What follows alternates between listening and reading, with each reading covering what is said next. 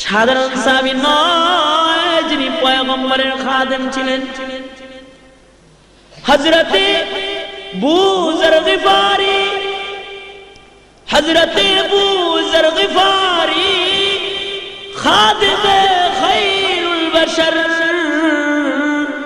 खिदमतों में जिंदगी भर ना बनाया अपना घर।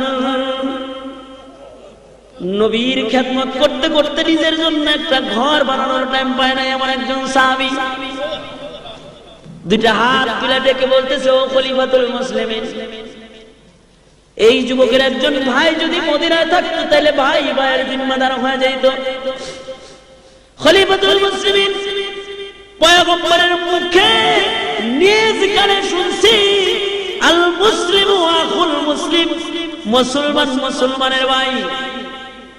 রক্তের বন্ধনের দরকার নাই, কোরআন শরীফের বন্ধন আছে আমাদের মধ্যে। সুবহানাল্লাহ জোরে কোন, আর জোরে চিল্লায় কোন সুবহানাল্লাহ।